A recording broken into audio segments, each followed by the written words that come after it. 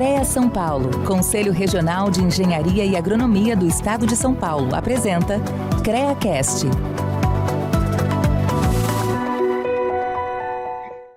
Fala galera, seja bem-vindo a mais um CREAcast. Nesse episódio, nesse momento, a gente está recebendo o Thiago Alves, que é o CEO da Regos.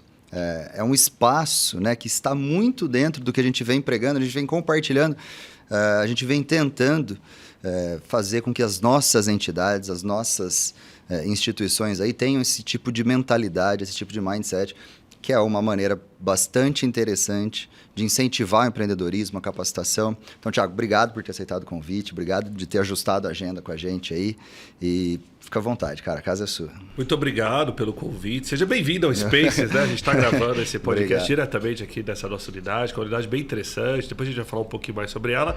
E um prazer falar, né, para o público do CREA. Eu que sou engenheiro, né, que tem o CREA, então participei aí, né, há muitos anos atrás de todo esse processo de me filiar ao CREA e tudo mais. E a gente vai contar ao longo do bate-papo aqui. Sensacional. Eu ia contar o Thiago, que é engenheiro de formação, né?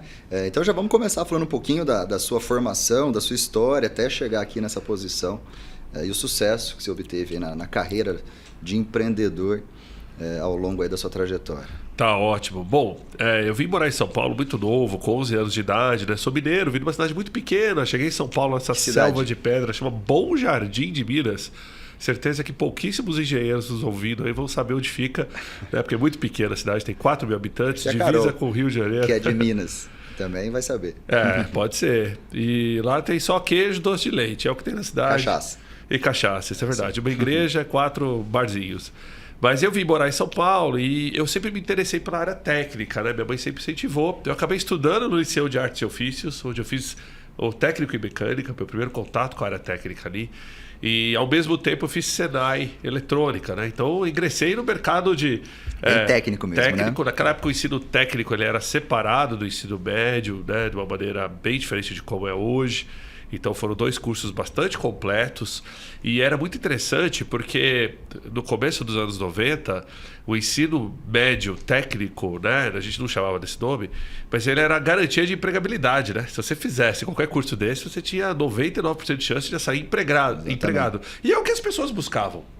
E eu entrei, fiquei ali, né, uns 4 anos em cada curso desse e trabalhando à tarde. Então eu ia de manhã cedo para o Senai, trabalhava à tarde, e à noite eu frequentava o liceu. Então foram anos assim, muito interessantes, né? Desde pequeno tive esse lado mais empreendedor. Eu já fiz de tudo, viu, Vinícius? Eu já trabalhei em provedor de internet. Eu já fui técnico de manutenção de equipamento odontológico. Arrumando, isso mesmo, gente, que vocês estão aí ouvindo, cadeira de dentista, tá? Então, arrumei muita cadeira em São Paulo. Já fui instalador de sulfilme, trabalhei em oficina mecânica. E isso era o que eu tinha que fazer na época, né? Meu pai, nós éramos em 3 filhos, meu pai não tinha ainda condição para pagar estudo para todo mundo. Como eu fui para o estudo público, meus irmãos estudavam no particular, mas eu já tinha esse viés técnico. A carreira veio na sequência. Aí você chega na posição que você está hoje, a pessoa vai falar assim, cara, você teve sorte, hein? A sorte era uma mala de 20 quilos de ferramenta que saía comigo todo dia, 6 horas da manhã ali da Vila Mariana para estudar. Mas eu brinco muito que o ensino técnico, ele me trouxe uma abertura de leque, uma abertura de mindset muito grande mesmo. A gente, naquela época, imagina, a gente estava vivendo a digitalização, né? Começo dos anos 90, ninguém falava de internet, de e-mail, de computador. O meu primeiro curso de AutoCAD foi AutoCAD R5, tá? Para os engenheiros nos ouvindo aí que já estão vivendo 20 anos de evolução do AutoCAD. A gente não tinha nada disso. Eu tive aula em plana, eu tive aula em fresadora, tive aula em torno mecânico, né? Então isso é raiz total. Exatamente. Os saudosistas aí que falam muito sobre isso, né? Falam muito sobre essa mudança do ensino, das ferramentas, de todo o suporte que hoje os estudantes de engenharia têm, a diferença. Não, totalmente diferente. E eu acabei emendando, né? Então, na sequência, era o que era mais esperado, né? Você fez curso de mecânica e eletrônica, eu já emendei para um tecnólogo em processo de produção, complementei engenharia mecânica, um pela FATEC e o outro pela Unesp. Só que eu nunca fui um cara técnico ao ponto de falar, vou fazer uma função técnica numa das empresas e tudo mais. Vou seguir carreira nesse... Eu sempre gostei de gestão de pessoas. Eu sempre gostei de me envolver no problema das empresas e estar buscando solução. E aí, em 1999, no meu primeiro ano de faculdade, eu ingressei no mercado de serviços imobiliários. Eu fui trabalhar numa multinacional americana que chamava Cushman Wakefield Seiko naquela época, que administrava prédios. Então imagina que Faria Lima estava começando a bombar, a Berrini, né? com empreendimentos comerciais nascendo em São Paulo, né? Todo esse eixo da Zona Sul aqui crescendo, e uma consultoria americana chegando no mercado. Eu entrei lá como segurança noturno, né? Sou um cara grande, 2 metros de altura, é fácil arrumar emprego de segurança, só para um terno, você já está contratado. E eu entrei como segurança noturno, fiquei 1 ano e meio como segurança noturno, e na área de segurança noturno eu fui trabalhar na central de operações. Então eu fiquei na central de operações mais 1 ano e meio, administrando o prédio. Então qual era o meu dever, minha tarefa ali? Minha tarefa era, muitas vezes, regular o ar-condicionado, onde estava o elevador, conversar com a central de emergência, conversar com o condômino. E aí eu falei, cara, esse é o mercado que eu quero me especializar. Fiquei mais 1 ano e pouco ali, fiz alguns microcursos na época. Em menos de 2 anos eu já estava como gestor predial, então eu cuidava do prédio. E hoje eu volto nesse mesmo prédio, 21 anos depois, e temos lá 2 andares da Regos, que eu vou como, né, locatário dessa vez, né, nesse mesmo prédio, AAA da Faria Lima.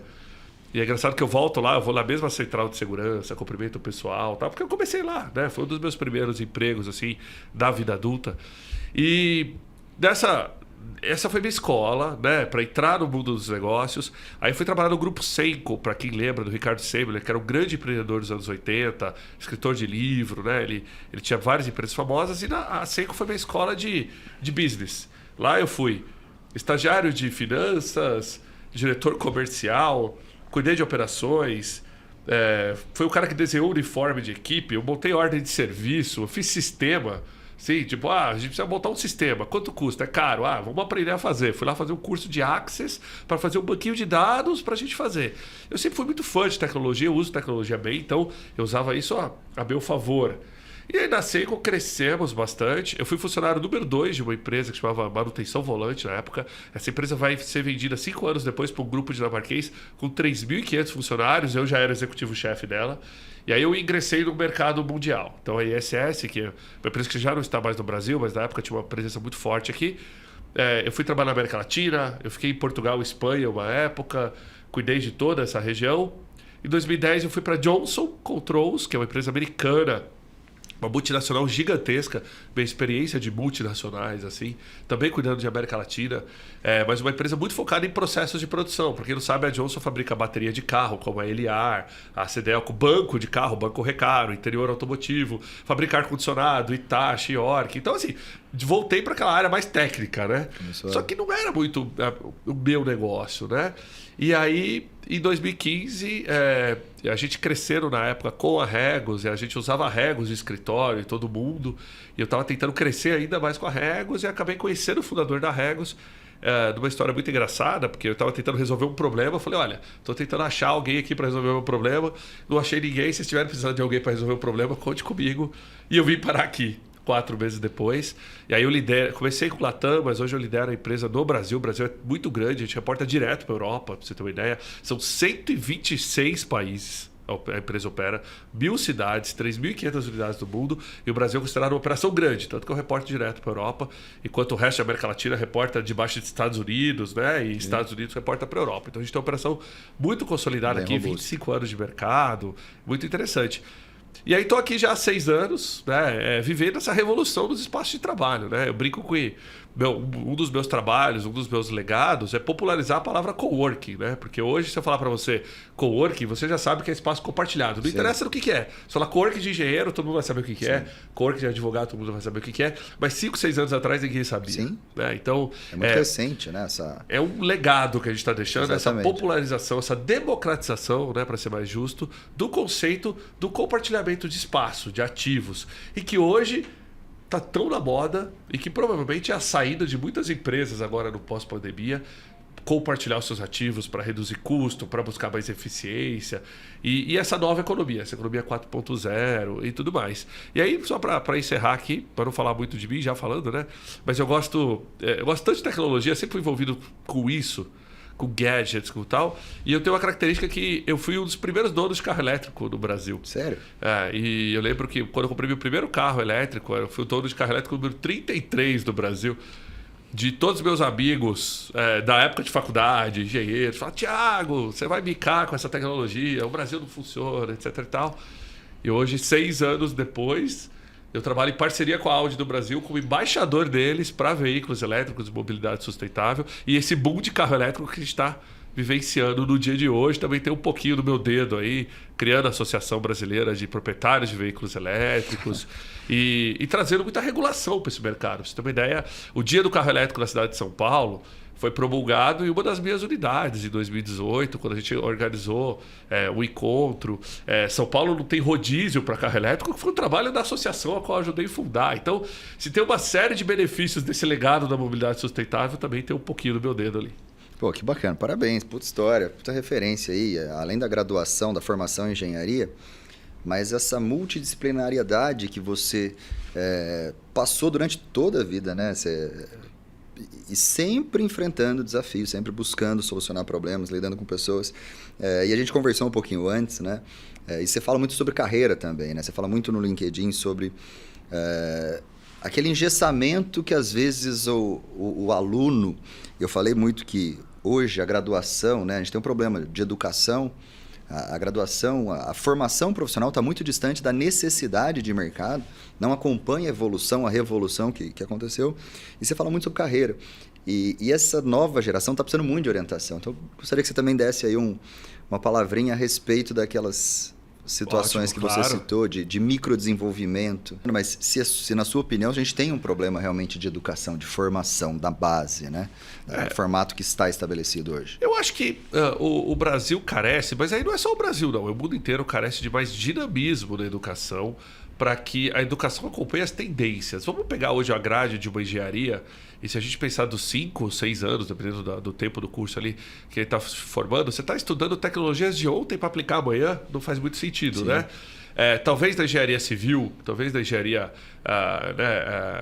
elétrica, alguns conceitos avancem numa velocidade mais rápida do que em outros tipos de engenharia, mas eu tenho certeza que a gente sai da faculdade com uma carência muito grande ainda de prática. A gente sai recheado de teorias, né? Eu brinco com o pessoal assim que eu tirei E, né? Escola pública na época não era notas, né? Mas é equivalente a 10. Eu passei com E em todas as matérias de cálculo, né? Porque eu sempre fui muito bom de matemática. Quantas vezes eu usei as matérias de cálculo na minha vida? Provavelmente pouquíssimas, né? Ao contrário, esses dias eu fui fazer uma árvore de Natal em casa e calculei uma espiral para dar certo o tamanho da mangueira. Foi o máximo que eu consegui usar de referência de tudo aquilo. Mas o que acontece? Era uma base necessária? Com certeza, mas muito técnica para os dias de hoje. Então eu acho que sim, o ensino precisa se atualizar nesse sentido, ser mais dinâmico e tem que estar mais conectado com o digital. Agora, a pandemia trouxe uma super oportunidade aí, né? Nunca antes do mundo a gente viu todo mundo e o mundo todo passando pela mesma necessidade de digitalização. Eu acho que as faculdades têm uma super oportunidade na mão hoje. Cada vez mais eu tenho sido convidado, por exemplo, para ir falar em cursos de graduação, em faculdades, né? Ou mesmo em microcursos, para que as pessoas possam saber como é que é a prática. Porque a prática hoje em dia é o que a gente chama de soft skill, né? É o que manda. Se a gente voltar um pouquinho para benefício da nossa audiência, no passado, você era contratado pelo que você entregou para alguém, sem saber se você vai conseguir entregar para mim. O que é isso? Eu levava um currículo, que era uma fotografia de ontem, do que eu fiz para outras empresas, e com base naquilo as empresas tomavam a decisão do que eu posso fazer para você. Ué, as condições de temperatura e pressão ali eram totalmente diferentes. Trazendo a engenharia para não, sempre vai ter uma referência de engenharia. Mas as condições eram totalmente diferentes, né? Então, isso hoje em dia não faz mais sentido. Eu não quero saber o que você fez para outra empresa. Eu quero saber quais são as capacidades e as características e os soft skills que você tem, né? As suas habilidades soft, a gente vai falar um pouquinho disso, para você entregar aqui, dentro do que eu preciso. E o que eram os hard skills, né? O que eram as habilidades duras do passado? Era a sua formação.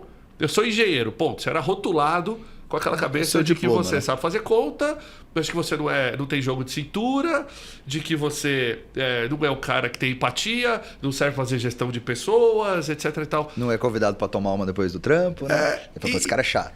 E assim como se alguém for fazer hoje qualquer aula de, sei lá, de biológicas, vai pagar pelo mesmo preconceito e por aí vai. Mas hoje em dia já não é mais assim. A engenharia abriu tanto a minha cabeça para tantos conceitos que hoje eu consigo aplicar no dia a dia. Eu acho que o engenheiro é um profissional tão completo, assim como o administrador de empresa, né, por essa questão que o mundo hoje, a gente tem que ser generalista, a gente tem que ser bom em tudo. O mundo não é mais do especialista. Então, por isso que eu acredito muito que a gente não contrata mais por hard skills, a gente contrata por soft skills, né? Por suas características leves. Se você é uma pessoa agilizada, se você tem bom jogo de cintura, se você se comunica bem, se você se dá bem com o par. Gestão de conflitos. Né? Se você sabe fazer gestão de conflitos, ou pior, se você sabe participar de gestão de conflitos, porque boa parte do processo criativo das empresas vem de conflitos. É conflitos de processo, de produto ou de pessoas. Se você consegue lidar com situações de pressão, se você é um bom comercial, se você sabe vender bem. Qual que é a faculdade de vendas? Vamos pensar. Qual curso de engenharia forma vendedor? Nenhum. E todas as áreas de engenharia precisam de vendedores. Né? Qual curso da engenharia forma gestor de pessoas? Entendeu? Engenheiro em gestão de pessoas. Não existe. Agora, todas as áreas de engenharia, todas as empresas que precisam de qualquer braço de engenharia, com certeza precisam de gestão de pessoas. Então eu acho que esses soft skills é a palavra da ordem, a palavra do momento para quem estiver nos assistindo. E mais uma vez, essa pandemia trouxe uma grande oportunidade da gente fazer microdesenvolvimento. Aquela ideia que eu tive também no passado, de fazer MBA, 2 anos, formar, depois fazer outra, tenho 2 MBAs no currículo. Hoje em dia já não serve para mais nada nesse sentido. Se você quer uma graduação mais longa, legal, faz sentido. Você quer, né, adquirir todo esse conhecimento. Mas para o dia a dia, como eu preciso ser bom em soft skills e o meu hard skills não é tão importante, ou a empresa me treina, ela quer resultado rápido. Então, quer velocidade, né? Vou contratar o Thiago para ser um comercial. O Thiago é formado com engenharia. Ele tem os soft skills que eu preciso. Legal. Eu vou treinar ele para ser um bom comercial. E esse treinamento não precisa ser 2 anos. Ao contrário, ninguém mais tem 2 anos para esperar, né? Se a gente pensasse bem, em 2005, quando fez meu primeiro MBA, a gente fazia business plan de 10 anos. Né? Então, hoje, se a empresa durar 5, já tá bom, né? A gente estava falando de fazer um business plan de 10 anos. Mudou tudo. Hoje é muito mais dinâmico. Então eu acho que sim, microcursos de 2 meses, de 3 meses e ampliar muito a sua grade de conhecimentos de forma que ela seja mais multidisciplinar. Você não precisa ser um polímata, você não precisa ser um estudioso de todas as áreas e ser necessariamente bom em tudo. Mas você ser um bom generalista que flutue bem. E aí sim, você desenvolva competências específicas através de microtreinamentos, é o que as empresas estão buscando hoje. Se a gente pega as 10 profissões do futuro e a gente vê que tem lá técnico em dados, analista de dados, técnico de informática, de computação, de programação. Na hora que a gente olha para essa formação, não é processamento de dados. Quantos programadores de grandes startups têm cursos que ele fez em casa, remoto, ou skills, né, habilidades que ele aprendeu sozinho?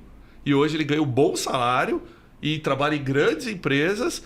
E o que ele fez na faculdade ou o que ele fez de MBA não quer dizer nada. Porque dentro da tecnologia da informação hoje, vale muito o conhecimento generalista dele de programação e ele ser especialista em determinados pontos. Então, se eu sou um cara que cuido de uma programação XPTO, de uma fintech, e a minha responsabilidade é o meio de pagamento, o Pix, opa, me especializei ali, legal, mas eu tenho que conhecer a cadeia inteira da fintech.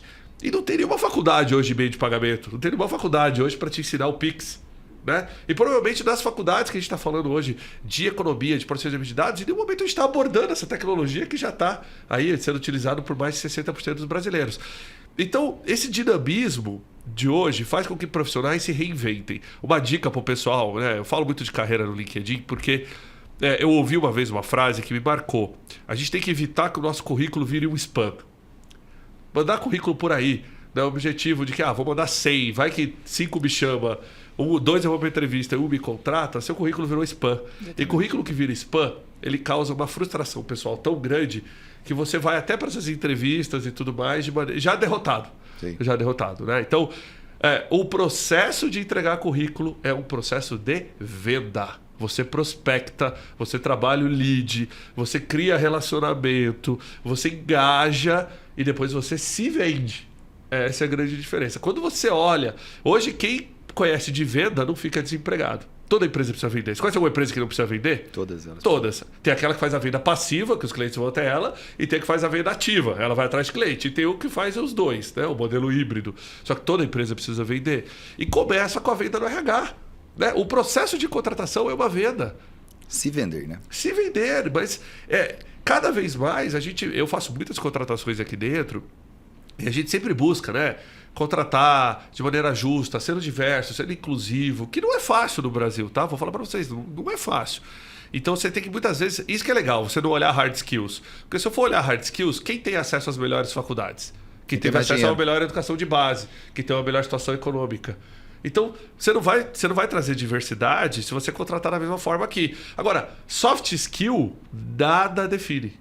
Nada define se você tem um bom jogo de cintura, entendeu? Eu conheço pessoas maravilhosas que tiveram aí uma educação primária básica, talvez até deficiente, passaram muita dificuldade na vida e que hoje são melhores vendedores que a gente tem. São dos melhores comerciais que a gente tem. Então, essa relação está mudando. E está mudando na cabeça dos RHs. Não, essa maneira de enxergar, e devido a todo o ambiente que a gente vive hoje, essa evolução, eu acredito, em como contratar pessoas, democratizou os processos seletivos, né? Hoje a gente também roda diversos processos seletivos lá dentro e realmente os soft skills são o grande diferencial para você realmente trazer alguma coisa diferente, né? Lá são 350 mil profissionais registrados hoje. O Thiago, um dos engenheiros que está lá registrado. A gente tem 95 mil empresas registradas, né? Então a gente tem um ambiente que é muito interessante do ponto de vista de informação. Então você tem desde a cidadezinha de 5 mil habitantes ali, que tem um profissional, que às vezes está muito distante dessa realidade, ele está muito longe dessa revolução que está acontecendo, por mais que a informação ela está muito democratizada, e você tem aqui a grande maioria dos profissionais registrados estão aqui em São Paulo e vivem num ambiente mundial praticamente dentro de uma cidade. Então, compartilhar esse tipo de informação, Thiago, é muito bacana. Você consegue atingir e trazer luz para uma característica que dificilmente ela vai mudar daqui para frente. E você trouxe um ponto muito interessante, assim. Nunca antes a gente tem uma oportunidade tão grande para ser flexível na contratação igual hoje. Se a gente pegasse quando eu estava fazendo lá faculdade, escola, qual que era o plano de sucesso de uma pessoa? Era você estudar, formar, arrumar estágio, fazer carreira numa empresa, depois você... Casar, ter filho e morrer. Vai crescer, exatamente. Casar, ter filho, morrer e você ia fazer uma carreira de 30 anos na empresa. Isso era um sucesso. Se eu falasse para o Thiago de 1980 que ele ia ser contratado por job, que talvez ele ia ser um executivo para uma empresa A e durante a semana a empresa B ia contratar ele para dar uma palestra e que no final de semana a empresa C ia contratar ele para ser um influenciador digital e que talvez na segunda-feira à noite ele ia conectar numa live para palestrar sobre um tema. Talvez eu ia falar assim, cara, não, isso não ia existir. E é isso. Essa é a minha realidade de hoje. E quando as pessoas estão estão na cidade pequena e acham que não tem oportunidade, ela está olhando da perspectiva errada. E antiga, né? Antiga. A tecnologia hoje faz com que esteja todo mundo jogando no mesmo campo. Eu contrato hoje posições virtuais onde não interessa onde a pessoa está. São Carlos, Ribeirão Preto, Uberlândia ou São Paulo, não muda nada. Se a função que ela vai desenvolver é virtual, é remota ou é híbrida, tanto faz, mas onde eu não preciso mais ver a pessoa, estar com a pessoa para que ela desenvolva aquele papel, deixou de ser importante. Ao contrário, passa talvez ser até um diferencial. Por quê? Se essa pessoa mora numa cidade com custo de vida mais baixo, com a melhor qualidade de vida, menos tempo de trânsito, talvez ela consiga ser até mais produtiva. Sim, mais eficiente. Mais eficiente. Então, por exemplo, a minha esposa é advogada, ela faz só divórcios para mulheres, só de causas femininas. E ela tem vários correspondentes que são advogados que ela não conhece, que ela contratou remotamente na pandemia, porque eu acho que todo mundo deve saber, durante a pandemia, né, o número de divórcios subiu um pouquinho, né, durante esse período. Questões básicas. Passaram a se conhecer, né? Descobrir, nossa, tem uma pessoa em casa. Verdade. Mas, por exemplo, ela viveu esse boom da pandemia. E ela fala, Thiago, mas como é que eu vou contratar um advogado para ser meu representante? Porque pensa, o quão específico é você falar de defesa da mulher, direito da mulher, causas femininas, você já tem que ter todo um hall de formação grande. E aí você vai terceirizar esse atendimento, que é um atendimento pessoal, para uma pessoa lá no interior sei lá, de Goiás. E aí ela começou a ver que no virtual ela não tinha que se preocupar com isso. E essas pessoas que estavam lá não passavam pelo mesmo desafio que ela passava. De escritório, onde ela levava meia hora para chegar, 1 hora para chegar, e aí já perdia esse tempo. Ou mesmo, né, o conflito de uma agenda de cidade grande, que a gente sabe como é que é. Vamos sair para almoçar aqui na região de Pinheiro, onde estamos? Vamos. É no mínimo 1 hora, concorda? Quantos de nós têm o privilégio de almoçar em casa? Pouquíssimos. Né? Só quando a gente está trabalhando em casa. E quando a gente está trabalhando em casa, você padece dos outros maus. A gente vai falar um pouquinho mais aqui, que o home office traz também. Então, esse balanço que eu acho que a cidade pequena traz, essa oportunidade do mundo digital de jogar por igual, eu acho que é uma oportunidade única que quem estiver nos ouvindo, né, os engenheiros, todo mundo que estiver nos ouvindo agora, saibam que cada vez mais empresas procuram. Eu sou um grande amigo aí, por exemplo, do diretor da BASF no Brasil, né? Um grande abraço para ele, inclusive Lacerda. E ele fala, Thiago, eu contrato engenheiro, pessoal voltado lá para a parte de desenvolvimento de produtos químicos da base, pessoal de agronomia, etc. Eu contrato no Brasil inteiro sem saber onde a pessoa está. Porque o que eu preciso é do entendimento técnico deles. Eles vão trabalhar com um produto que é virtual, eles vão estar desenvolvendo teoremas ali em computação, uma série de coisas que tanto faz onde esse cara está hoje. Né? Então, é lógico, para gerar cultura de empresa, aí é um outro ponto que a gente pode discutir aqui, o virtual talvez tenha seus desafios. Exatamente. Não, só até para a gente concluir e virar... uma pergunta para você. Você acha, você tocou num ponto muito interessante, né? Que as pessoas, às vezes, elas têm aquele drive de que para ela ser bem-sucedida, para ela funcionar, ela precisa graduar e arrumar um emprego, carteira assinada, pronto, entrou numa empresa, aconteci, virei gente, deu certo. Você acha que está mudando para esse tipo de perfil que você falou assim, pô, eu vou fazer uma palestra aqui, vou fazer um outro trampo aqui, vou fazer um job ali, vou ser contratado para fazer esse aqui. Essa adaptação a esse momento de oportunidades diversas que acontecem, porque você citou vários exemplos de contratações independente da posição que você está, do lugar que você está, do espaço físico que você está, mas se você sabe, você enxerga a oportunidade, você acha que a gente está mudando para um perfil mais empreendedor? Por que eu falo isso? Porque isso é uma das grandes discussões dentro do ensino de engenharia, né? Nós formamos bons funcionários. A engenharia ela tem um papel muito bom. A engenharia brasileira ela é fenomenal. Do ponto de vista técnico, ela é reconhecida mundialmente. Ela é menos reconhecida no Brasil do que fora. É verdade. Isso é fato. Mas a gente não pode negar que a gente forma bons funcionários. A gente não forma bons empreendedores, pessoas com esse tipo de perfil. Falou assim, opa, deixa eu enxergar essas oportunidades que aqui estão. Eu consigo me conectar aqui, aqui, aqui, aqui. Pô, às vezes é melhor do que pegar um emprego que seja, sei lá, mas linear. Sabe por quê? Empreendedorismo não é hard skill. Empreendedorismo não é uma característica que você ensina. Empreendedorismo, ele é prática. É uma habilidade. E ele é habilidade. Você sabe que a pessoa é empreendedora desde criança. Né? Então, eu sempre faço muita analogia aos meus 2 filhos, né? Porque eu tenho um de 9 e um de 6 anos, que são completamente diferentes. E aí você começa a perceber a diferença em coisas básicas, como lidar com a mesada. Um gasta tudo no dia que ganha, o outro guarda. E tem sempre dinheiro que o outro não tem. E em compensação, você pergunta o que vai ser quando crescer. Aí o pai tem aquela expectativa, né? Vai ser astronauta, vai ser jogar. E ele fala, não, você é youtuber, é o que ganha dinheiro. Entendeu? Tá errado? Não tá. O que ele assiste hoje em dia, o que ele ouve, né, nas mídias, é que uma das profissões que mais bem paga hoje em dia é a posição de influenciador digital. Então, a gente vive um mundo diferente. Sim. Eu acho que o empreendedorismo, hoje, ele deveria sim ser ensinado em escolas, mas ele tem que ser potencializado para aquelas pessoas que têm esse talento nato. Não tem problema nenhum em ser um bom funcionário, não me entenda errado. Não. O mundo também não vai conseguir ter 7 bilhões de empreendedores. Né? E tem gente que vai querer mas ser nem um tudo bom só para ser carreirista. Funcionário, né? Você tem que ter as opções de carreira. Para isso que tem o signo, para a gente botar a culpa em alguém, não é? Tipo, meu signo não deixa eu ser empreendedor. Não vou. Mas a questão é que assim, a gente sabe que cursos de exatas, em geral, né, trazem bons gestores, bons colaboradores, né? Os empreendedores têm uma mente criativa. E aí eu vou puxar um pouquinho de por que isso está acontecendo, né, nos ambientes hoje em dia. Por que o empreendedorismo está tão em alta? Primeiro, a gente nunca teve um mercado tão dinâmico, onde tudo muda muito rápido. Há 3 anos atrás, São Paulo era invadida com um boom de patinetes e bicicletas. E a gente falava que esse ia ser o futuro de São Paulo, né? 3 anos atrás. Hoje, eu desafio vocês a dar a volta no quarteirão aqui e tentar achar um patinete. Não tem. Não tem. Né? O que mudou?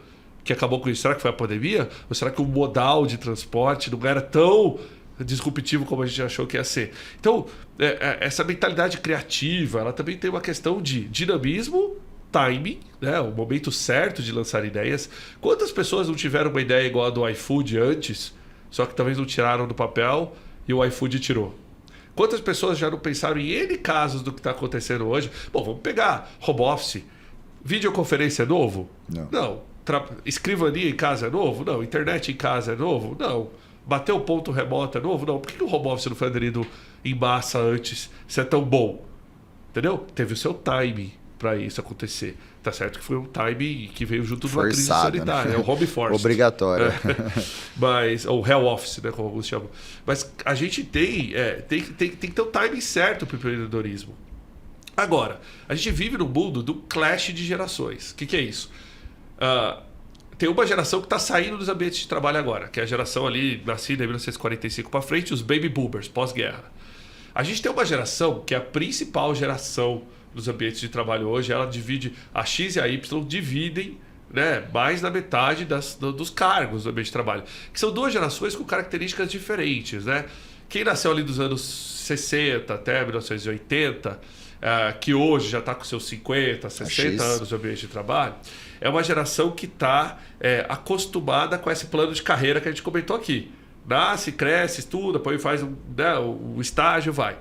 Os milênios, né, que nasceu a partir dos anos 80, ou seja, chegou no ambiente de trabalho da virada do milênio, dos anos 2000, é uma geração que viveu a transformação digital. Mas ela conhece o mundo analógico. A minha geração é essa. Eu sei o que era assistir TV preto e branco, uma TV analógica, a gente viu a TV digital, a gente viu o streaming, né? A gente viu a internet conectada por modem. A gente esperava pausar a internet à noite para pagar menos pulso, lembra disso? Isso sim, óbvio, né? E aí, conectava nas BBS. 24, tinha os modems de 24, depois 36, o de 56, você fala, agora cheguei lá. Já veio o Speed, a DSL, você fala, agora vai. E agora vai. Então, assim, a gente viveu essa mudança de chave. Então, você ia alugar uma fita na Blockbuster, né? Olha só que coisa antiga, né? Alugar uma fita.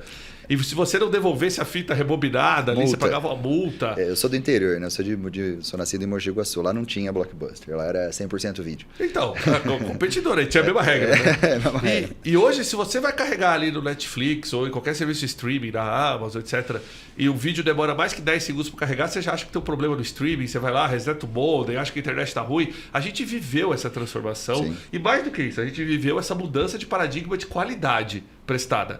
Só que a geração Z, que é a geração que chegou nos ambientes de trabalho desde 2016, que é quem nascido ali mais ou menos nos anos de 95 para frente, é uma geração que já é nativa digital. Sim. O imediatismo e o tipo de consumo dessas gerações são diferentes. Só para te dar uma ideia, se a gente perguntasse para a geração dos milênios, né, nascida a partir de 1980, o que você quer fazer com o seu dinheiro? A resposta é ser viagem. Né? Quero experiência. Se eu perguntar para a geração Z, que é essa geração que está com 20 anos hoje, o que ela quer fazer com o dinheiro dela? Produto de beleza e eletrônico. Por quê? Porque hoje em dia, né, quem não quer ter um bom celular, quem não quer ter um bom tablet, quem não quer ter uma boa internet, né, e consumo de beleza. As marcas estão migrando. Se você conversa com todos os presidentes de empresa voltados aí para produtos de beleza, eles vão falar, cara, nosso público hoje tem 18, 15 anos. Não é mais a pessoa de 50, 60, igual era no passado. Porque antes, a pessoa de 50, de 60 é que detinha o poder aquisitivo. Hoje não, o poder aquisitivo está diluído. Então, essas mudanças dos ambientes de trabalho faz com que o engenheiro esteja deslocado em qual geração ele pertence e que tipo de serviço que ele presta nessa cadeia como um todo. Você quer ver? Vou trazer um conceito para o pessoal pesquisar aí. As a Service, como um serviço. O mundo está migrando para as a Service. Você já compra a internet hoje como um serviço na sua casa. Você já pode alugar um carro como serviço. Você já pode usar um escritório como serviço aqui no coworking. Mas e o serviço de engenharia? Ele deve cobrar da mesma forma. Né? Eu pago lá, recolho a RT da mesma forma. Né? Eu cobro a hora do produto, ou faço o custo do projeto de engenharia da mesma forma. Será que não vai chegar no dia onde, sei lá, eu vou construir uma casa, eu vou contratar o projeto como um serviço? Onde aquele engenheiro tem X anos que ele vai me prestar aquele serviço e aquela consultoria, e em vez de ele receber spot uma vez por aquele projeto e nunca mais ver minha cara de novo, ele vai manter o relacionamento comigo durante o tempo? Será que a gente não vai viver também a economia da gourmetização do as a service, né? Se a gente for pegar um brigadeiro de rodoviária, custa R$1, esse mesmo brigadeiro num shopping aqui na Vila Olímpia vai custar 5, e se ele tiver embaladinho no plástico, com plástico de presente numa brigadeirinha gourmet, custa 12, é o mesmo brigadeiro, certo? Talvez com pequenas variações, mas o custo é o mesmo. Aonde está a gourmetização, vou colocar esse termo aqui, né? Dos serviços de engenharia? Entendeu? Essa diferenciação, como que eu estou agregando valor no serviço de engenharia para que o meu cliente, né, o cliente do engenheiro, perceba esse valor agregado e pague mais por ele. Vou te dar um exemplo. Eu recentemente fui contratar instalação de energia fotovoltaica para minha casa, né? E eu fiquei pasmo de ver como todas as empresas que operam nesse mercado operam igual e com os mesmos vícios. Você fala, gente, se alguém resolvesse isso, tinha resolvido o problema. Só para dar um exemplo curto, todos te vendem a placa e o serviço de instalação. E nenhum desses eu pedi isso. Eu falei, cara, eu quero alugar as placas mensalmente de você e quero fazer um contrato de 10 anos. O negócio é bom? É bom, igual você está me falando? Você mostrou um projeto aqui que se paga em 4 anos. Então, para você alugar para 10, vai ser ótimo. Porque em 4 anos eu estou te ajudando a pagar essa conta e do 4 a 10 anos você vai ganhar dinheiro comigo. Isso aqui. Não consegui. Lá nos Estados Unidos, que é o principal mercado hoje de energia fotovoltaica, até porque eles carecem de sol comparado com o Brasil, só que é um mercado que tem uma matriz energética super ruim, né? Super poluente. O Brasil tem uma matriz energética muito mais verde. Eles têm esse modelo de implementação. Lá você faz lease de sistemas solares. Então eu quero ter um sistema solar na minha casa por 10 anos. E se eu não for morar nessa casa? Eu não sei se eu vou ficar nessa casa 20 anos, porque eu vou comprar um produto que tem um business case de 20. Então, eu acho que chegou o momento da engenharia começar a olhar para a economia criativa, economia colaborativa, para esse modelo do as a service e tentar trazer um viés mais empreendedor para os serviços de engenharia. Não tem nada de errado para isso, né? Não tem nada de errado de ser um bom engenheiro mecânico, de ser um bom engenheiro civil, de ser um bom engenheiro projetista, não tem nada de errado. Só que a gente sabe que cada vez mais a tecnologia, a automação e a robotização das coisas, né, a internet das coisas, fazem com que a necessidade de serviços braçais subam. Eu fiz a brincadeira aqui no começo do AutoCAD. Fazer lá no R5, R6, sei lá o que era, fazer um desenho era difícil.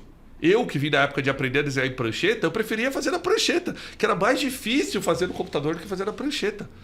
A turma de engenharia que tem hoje, eu duvido saber usar uma prancheta com régua, paralelo, etc. Ao contrário, o software, você joga um modelo em duas dimensões, ele já rebate para 3D, ele já gera um render, você já faz isso numa modelagem. Então, assim, as ferramentas vão evoluindo rápido. Então, se o engenheiro não perceber essa evolução, vamos pegar a engenharia civil, cálculo de laje, cálculo de concreto, cálculo de ponte, cálculo de uma série de coisas que o computador hoje faz esses cálculos.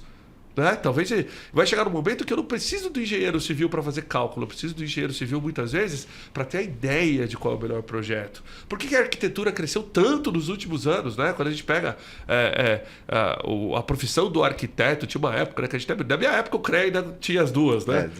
Foi em 2000 até 2010. 2010 separou, né? Na minha época eram os dois e a gente tinha aquele bullying interno, né, entre os dois.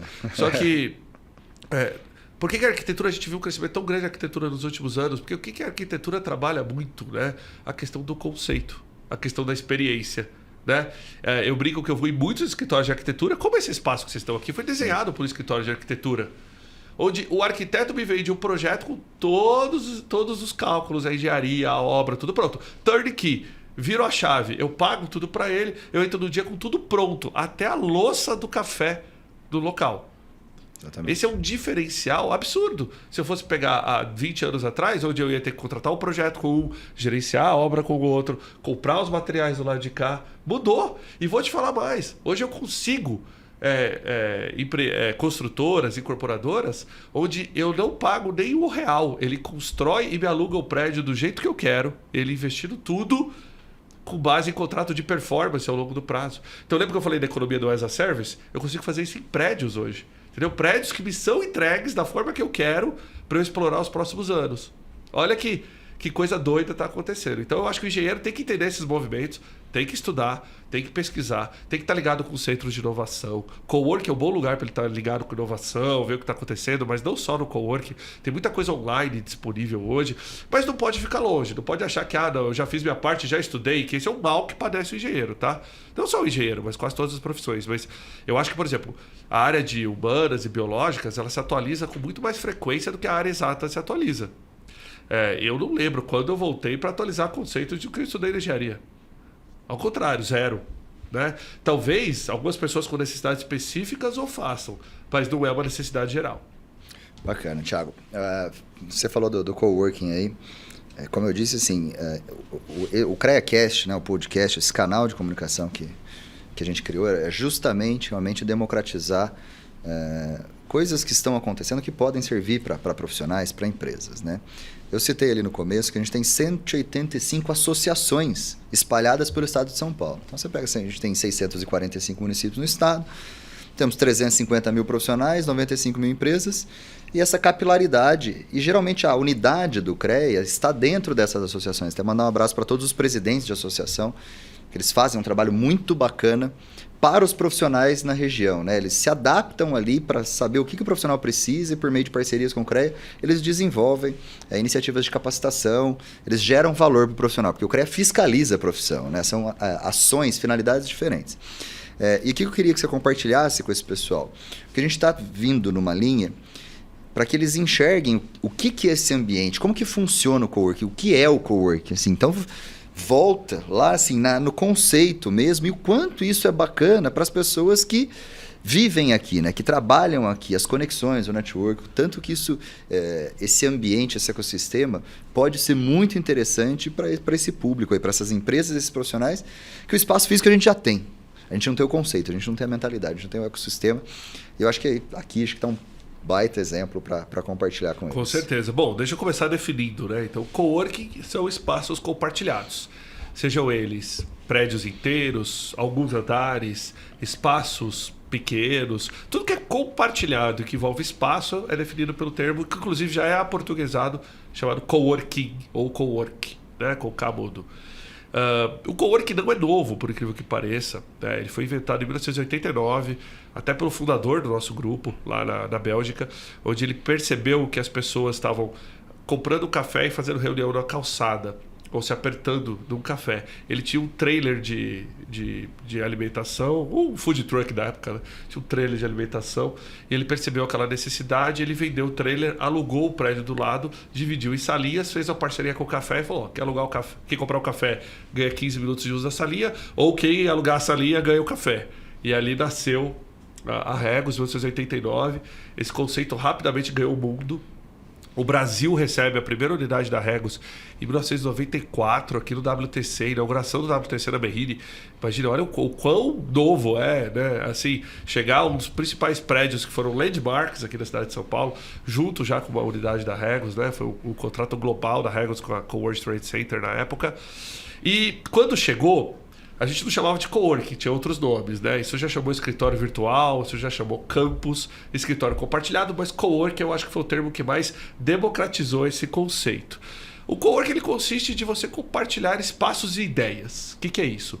Se você pegar uma empresa tradicional, ela tem que ter o seu espaço próprio, uma recepção, alguém para fazer a manutenção, segurança, correios, ela tem que pagar a conta de água, de luz, de internet, o seguro, e ela tem que prever todo o espaço que as pessoas vão utilizar. E aí eu sempre brinco com o pessoal, falo o seguinte, qual que é o metro quadrado mais caro do Brasil? É São Paulo, Brasília, Rio de Janeiro? Cara, o metro quadrado mais caro do Brasil é aquele que você paga e não usa, é simples assim. Então você tem no teu escritório área que você está pagando, porque vai que um dia eu cresço, mas você está pagando aquele metro quadrado desde hoje, ele é o mais caro do Brasil para você, na sua realidade. Fazendo uma analogia com um carro, você pode ter 2 carros na garagem, né? Você pode ter um carro popular e um carro premium. Qual é o mais caro? Aquele que não anda. Se o carro premium anda todo dia, o popular fica parado na garagem, o popular é muito mais caro por quilômetro rodado. Então, a gente tem que fazer essa mesma comparação quando a gente olha para os escritórios. O coworking, ele é um espaço compartilhado, onde as empresas compartilham recepção, as áreas comuns, né, a copa, todo esse espaço, sala de reunião, etc. e tal. E ela tem as suas áreas privativas para o tamanho que ela quiser. Só que é flexível. Ela pode falar, eu quero espaço para uma pessoa hoje e amanhã para 2. Ela pode falar, eu quero ficar 1 ano com uma sala para 10 pessoas e depois diminuir ou crescer. E aí ela tem essa facilidade de poder acompanhar o seu crescimento, o seu decréscimo ao longo do tempo, que no espaço tradicional você não consegue. Outra coisa que acontece no coworking, o senso de comunidade, network, as pessoas interagem, se conhecem, fazem negócios. Hoje, se eu tivesse uma empresa, né, sem querer, acho que a gente puxa a sardinha para o nosso lado, mas se eu precisasse crescer a minha empresa, eu ia para o coworking, porque é onde eu vou encontrar potenciais clientes, potenciais parceiros, até mesmo potenciais competidores, por que não? Mas, só para você ter uma ideia, o coworking, como esse aqui onde estamos, tem em torno de 400 empresas aqui dentro. Tá? Sendo que dessas 400, a gente deve ter algo em torno de 200 empresas que estão aqui de maneira física, todo dia vem, ou vem uma vez por semana, e por aí vai. Aí tem o modelo híbrido, que é o que a gente vai falar um pouquinho. E tem as empresas que estão aqui de maneira virtual. Né? Então, por exemplo, tem o endereço aqui, tem o atendimento postal aqui, tem o atendimento telefônico aqui, mas ela não precisa estar aqui fisicamente, porque o cara está em home office. E esse custo é compartilhado com todo mundo, né? Exato. Aí que está o ponto. E aí que está a diferença. Por que quando a gente olha para os carros hoje em dia, né? O que é mais barato? Eu tenho um carro ou andar de aplicativo? O que leva a gente a fazer essa pergunta? O quanto eu preciso me deslocar? Se eu ficar em casa todo dia e eu só uso o carro provavelmente no final de semana, tenho certeza que você vai fazer a conta que o aplicativo é mais barato. Se você usa o carro todo dia, anda 100 km por dia, e se desloca bastante, você vai começar a fazer a conta e vai ver que ter um carro próprio é mais barato do que andar por aplicativo. Demanda, necessidade, oferta, né? Custo do ativo. Então, quando a gente olha para o coworking, é um tripé. Assim, ó, pá. Agilidade. Eu preciso, tem que estar pronto agora? Legal. Coworking. Por quê? Porque o espaço tradicional não está pronto. Vou alugar uma laje em Uberlândia. Vou para lá alugar uma laje, a laje vai estar vazia. Vou ter que levar um tempo de obra, vou ter que construir esse escritório. Então, não está pronto, não entrou hoje. Certo? Menos custo, tem que ser uma modalidade mais barata. Então eu não vou carregar o custo inteiro de um escritório, eu vou carregar só da parte a qual eu ocupar. E não pode ter risco. O que é o risco do imobiliário? Risco do contrato de longo prazo, risco da manutenção, risco do seguro, né? Risco do ativo. E não pode ter investimento. Né? Então aqui no menos custo não tem investimento. Então o cliente do coworking ele vai para o coworking por quê? Porque ele vai muitas vezes para um espaço que já está pronto, com tudo pronto, internet, ele só chega e trabalha. Precisa botar um carpete no chão, está tudo pronto. Ele precisa investir. Aí você fala, Thiago, mas investimento não é caro. Olha, investimento médio do mobiliário numa cidade igual São Paulo gira em torno de R$3.000 ao metro quadrado para você equipar um escritório. Tá? Então, se a gente pega um escritório de 1.000 metros quadrados, a empresa vai colocar 3 milhões. Thiago, mas isso é para empresa grande. Vamos fazer para empresa pequena. Você precisa de 10 funcionários? Legal. Por lei em São Paulo, 7 metros quadrados por pessoa, né? Que é o que a ocupação que a prefeitura libera para BITS e bombeiros e tudo mais. Você precisa de 70 metros. 70 vezes 3, você vai gastar R$200.000 de investimento. Talvez você consiga fazer com 100, dependendo da característica do imóvel. Sim. Mas não quer dizer que você vai conseguir fazer com 0. Então, no coworking tem essa vantagem. Você não precisa investir. Se você não tem 10 funcionários hoje, é 1, você pode contratar para 1, para quando você crescer para 2, você contrata para 2. Então você tem essa flexibilidade de tamanho e você tem essa flexibilidade de prazo. Por quanto tempo você precisa de um escritório? 1 mês, 1 ano, 1 dia, você consegue no coworking. No tradicional você não consegue. Thiago, mas coworking é para todo mundo? Sim, mas nem todo mundo vai ficar no coworking para sempre. Porque as empresas também crescem. Então vai chegar num momento onde ela vai ocupar 1, 2 andares inteiros e a conta do convencional começa a fechar também. Sim. Ela vai falar, pô, dá na mesma. Se eu ocupo o espaço inteiro, eu estou compartilhando comigo mesmo o custo. Dá lógico. Né? Então dá na mesma. Aí muitas vezes é uma questão de comodidade. Quero compartilhar o espaço, não quero. Quero gerenciar a dinâmica de um escritório, não quero. Ou quero ter essa flexibilidade de poder diminuir, não quero. E aí empresas vão optar por um lado ou para o outro. Hoje, para você ter uma ideia, antes da pandemia, 40% dos nossos clientes eram grandes empresas, os outros 40% pequenas empresas e 20% pessoa física. Essa era a divisão do coworking Brasil. A gente é o maior operador do Brasil, tem 70 unidades. A nossa divisão era bem parecida com o mercado. Pós-pandemia, quer dizer, não acabou a pandemia ainda, né? Mas agora, passado 2 anos de pandemia, 60% dos nossos ocupantes, empresas grandes. 30% empresas pequenas e 10% pessoa física. Por quê? Porque o empreendedor, pessoa física, está em casa. Diminuiu. E a empresa grande é a que mais se beneficia do coworking hoje. Por quê? Durante a pandemia ela precisou devolver o seu espaço para se livrar de custo, botou muita gente em casa e ela começou a voltar. No momento que ela começou a voltar, o que fez sentido para ela? Pô, mas eu vou de novo me amarrar num contrato de longo prazo? Ou eu não preciso dessa área toda? A parte da minha equipe vai ficar em casa, tá no modelo híbrido, vou alguns dias ou não para o escritório? Opa, eu preciso de uma área menor ou mais funcional. Primeira opção, o coworking. Antes eu era a segunda opção. Ele namorava o coworking e cotava com o espaço tradicional. Hoje o coworking passa a ser a primeira opção. O espaço tradicional passa a ser a segunda. Então é muito legal essa mudança. Tanto que a gente começou a crescer na pandemia. Aí tem um movimento diferente também. Hoje as pessoas querem coworking perto de casa. Aquela ideia de acordar e ficar 1 hora no trânsito para ir para o centro, ninguém quer mais. Só porque o chefe morava perto do escritório, assim, isso não voa mais. Então hoje as empresas estão buscando escritórios regionais. Então, por exemplo, eu abri no meio da pandemia, eu saí correndo para abrir Lapa, Ipanema no Rio de Janeiro, Santo Amaro, sabe? Regiões que não são características comerciais assim de escritório, mas que hoje tem essa demanda. Por quê? Porque se tem uma coisa que o home office funcionou, é que você não ter mobilidade, tempo de mobilidade, ele é super funcional, né? Então, eu acordar, tomar um café e já começar a trabalhar, eu ganho 1 hora de manhã. A mesma coisa à tarde, eu ganho 2 horas por dia, 10 horas por semana, 40 horas por mês. Se você multiplica por 12 meses, eu ganhei 500 horas do ano. Isso equivale a quase 3 meses trabalhado. Então, na hora que a empresa faz conta, fala, olha que produtividade. Agora, as pessoas tiveram uma falsa impressão que no home office ela é mais produtiva, só que eles esqueceram que eles trabalharam mais. Porque antes você ficava essa 1 hora no trânsito, muitos trabalhavam no transporte público. A hora do almoço. A hora do almoço. E o home office padece dessa lateralidade, né? De você tomar aquele cafezinho de corredor, de encontrar outras pessoas. Então, tem benefícios, sim. Também tem desafios. Saúde mental dos colaboradores é um. A gente está vendo muitos clientes alugando coworking para esses funcionários que estão no modelo híbrido. 2 vezes em casa, 3 vezes no escritório. Eu pedi para você falar um pouquinho do híbrido. Acho que o híbrido está virando quase que uma... regra. Uma regra, exatamente. Assim, todos estão direcionando para o híbrido, que acho que é o mais equilibrado. E né? O que é o híbrido? Até para desmistificar. Né? O híbrido é um conceito que as empresas estão trazendo onde eu não controlo mais horário, eu não controlo mais jornada, eu não controlo mais a localização desse funcionário. Ele opta pelos dias que ele vai precisar ir para o escritório.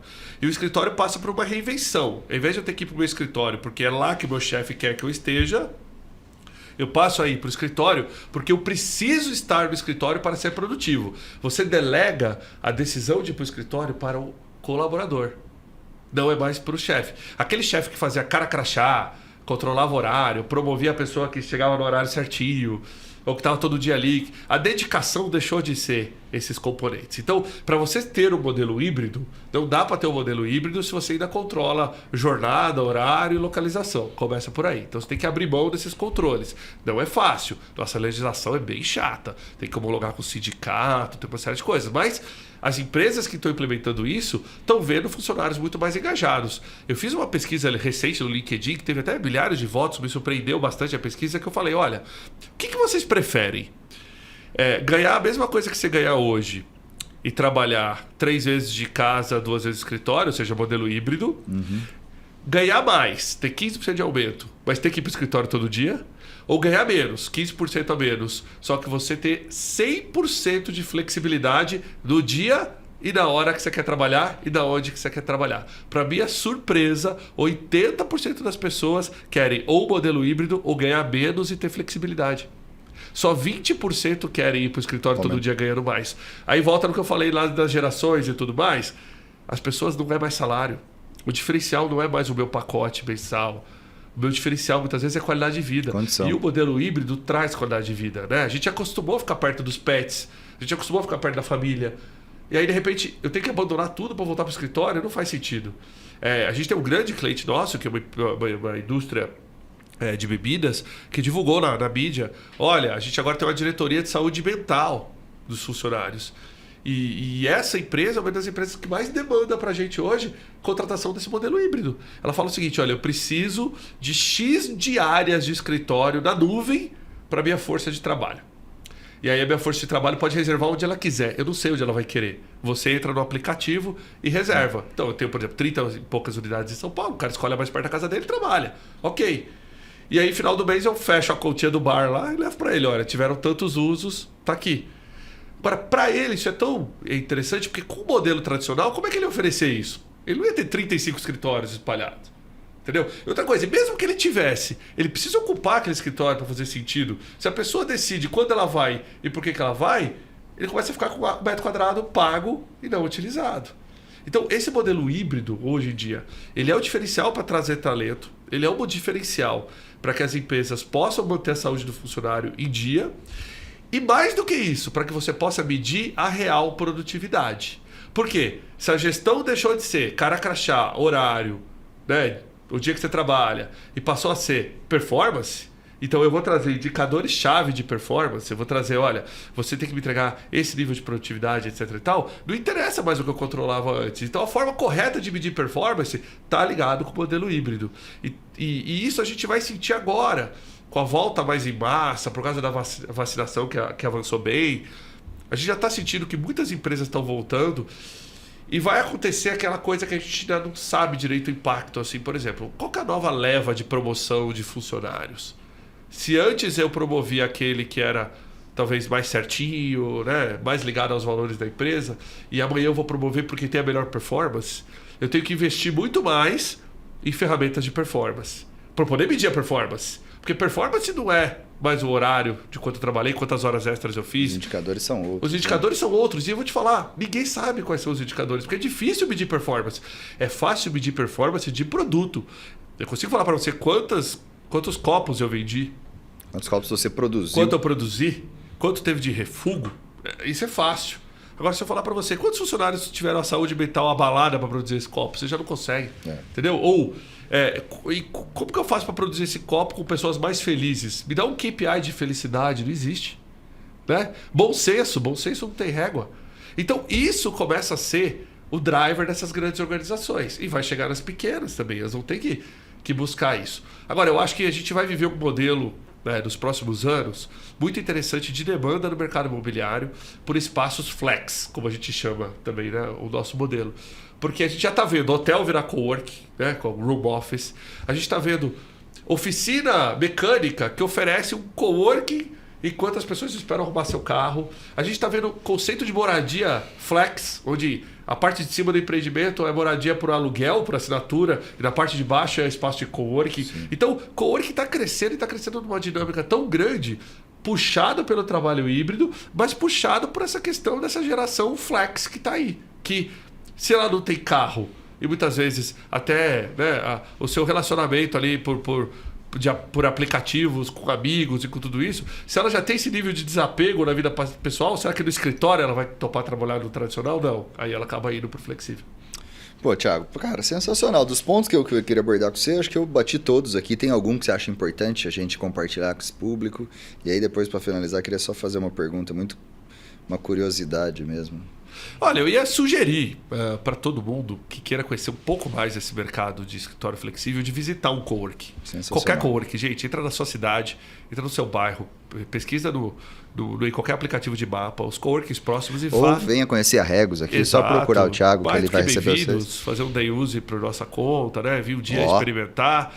Porque tudo que é novo gera um certo medo até que você experimente, né? E isso faz parte de qualquer lançamento, qualquer tecnologia. Eu brinco o negócio do carro elétrico, mas enquanto você não andar no carro elétrico, você não sabe qual é a experiência de um carro elétrico. Você vai saber o que a mídia te fala, ou você vai ter aqueles seus preconceitos internos do que é. Mas até andar, você não vai saber. A mesma coisa com o coworking. Visite, conheça, né? Então eu acho que o engenheiro, isso vai trazer soft skill, né? A gente precisa conhecer outras áreas, né? Sabe que... eu tenho vindo uma família onde eu acho que eu sou o único de exatas, é todo mundo de humanas e biológicas. Então eu estou acostumado na minha família a só ter médicos, né, cirurgiões dentistas, os primos, acho que eu era a única ovelha negra que não foi para essa área. E era tão engraçado porque você via que eles todos se relacionavam da mesma forma. O médico casa com o médico, porque já se entende. Mas é tão legal a pluralidade que tem o coworking, a diversidade que tem o coworking. Aqui nessa unidade a qual estamos falando hoje, a gente tem desde uma das principais escolas de inovação do Brasil até um banco público aqui dentro. Olha como conflita um banco público com uma escola de inovação. Está no mesmo ambiente. A gente tem advogados, a gente tem agências de propaganda, né? A gente tem empresa de engenharia, a gente tem empresa de e-commerce aqui dentro. Olha a pluralidade de conhecimento, de troca que você consegue ter. E o universo de possibilidades de negócio. Exato. Que acontece aqui dentro. Todo dia, toda hora, todo dia, momento. Toda hora. Então eu acho isso muito legal. Eu padecia desse mal, tá? Antes, quando eu era cliente dos coworkings, antes de ser cliente dos coworkings, perdão, das outras empresas que eu achava que escritório compartilhado, não, isso é para pequena empresa. E eu me surpreendi quando eu fui e vi a possibilidade de conexões. E cada vez mais, se a gente está falando que a gente está saindo de uma crise sanitária, onde o homem está no centro dessa crise, né? E a gente espera que daqui para frente a gente vai ser mais empático, que daqui para frente a gente vai trazer o funcionário mais do centro das discussões, né? A gente tem uma série de movimentos bonitos aí, de grandes empresas, focando em inclusão e tudo mais. A gente precisa praticar isso. E o coworking é um lugar muito legal para praticar, né? O coworking ele é diverso e inclusivo por natureza, né? Por essa mistura, tudo junto e misturado, é muito legal. Agora, talvez não é todo mundo que vai se adaptar de primeiro momento, né? Aquele cara que gosta muitas vezes, eu quero o meu logo no prédio, o prédio pintado na minha cor, na cor do meu negócio, vai ter que aprender a chamadinha do OLX lá, o desapega, porque não necessariamente isso importa para o teu cliente. Exatamente. O que eu ouço de empresas que vêm e falam o seguinte, eu não estou no coworking porque eu preciso ter a minha recepção, porque o meu cliente é um cliente que assim fala, cara, você já perguntou pro teu cliente o que ele quer? Não. Porque o teu cliente muitas vezes não está nem aí para a cor da tua recepção. Você acha que é isso, né? Muitas vezes ele quer preço e prazo. E você está achando que o cara quer a recepção exclusiva. Advogado é um bom exemplo. Por incrível que pareça, advogado e contador é um filé dos coworkings. A gente tem muitos advogados e muitos contadores. Por quê? Porque é um mercado grande e é um mercado que usa dessa estrutura do coworking com muita facilidade. Explora muito, né? Explora muito. E eu tenho desde grandes escritórios que têm suas matrizes gigantescas, né, com aquela ostentação toda, e que o escritório funcional é no coworking, que é onde está o cara que está efetivamente trabalhando ali no dia a dia, fazendo, porque ele já entendeu que a pomposidade de um escritório, muitas vezes, para atrair um cliente, não é o diferencial do negócio dele. Assim como tem aqueles que vão ter. Se você falar para mim assim, Thiago, eu vendo moto, quero fazer um showroom no coworking, pula fora. Não é um negócio para você. Por quê? Lógico. Você não vai pagar 1 metro quadrado de escritório para fazer showroom. Não é caro para isso. Entendeu? Eu nunca sei quem vai alugar essa sala. Se é um banco, se é um surfista, vai ter que estar preparado para o banco. Então tudo que está passando aqui embaixo, cabeamento estruturado, internet, firewall, tal, tudo isso é feito para atender o cliente mais exigente. Então hoje eu consigo atender aqui desde uma IBM, uma Accenture, até os principais bancos do Brasil, sem preocupação nenhuma com segurança digital. E agora com épocas de LGPD, a gente sabe o quão importante é isso, né? Agora, a quem que se beneficia com essa infraestrutura toda? Aqueles clientes que antes não teriam a capacidade de fazer isso sozinho.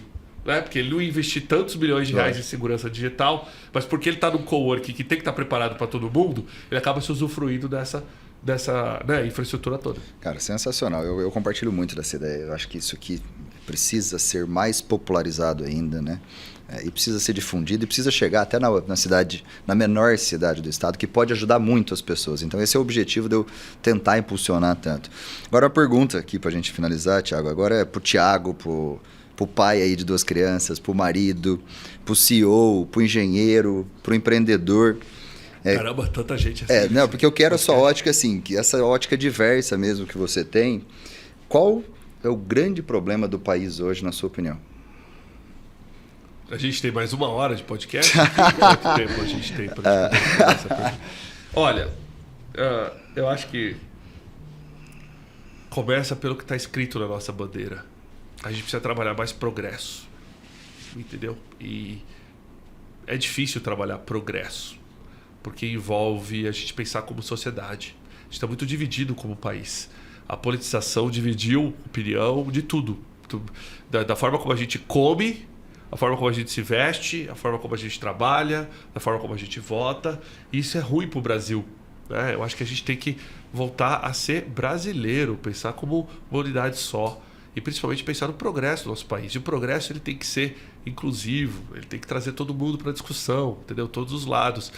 O que eu sinto é que outros países, por exemplo, eu trabalho numa empresa muito globalizada, tudo é feito fora do Brasil. Eu não tenho financeiro no Brasil. Todas as notas fiscais aqui são pagas por Manila. Meu call center é em Dallas. O nosso jurídico é na Inglaterra. Então, eu tô todo dia, toda hora, trabalhando com outros povos que atendem o Brasil. E o que eu percebo? Eu percebo que essa cultura da globalização e tudo mais é uma coisa que o brasileiro, a gente não tem pra cá.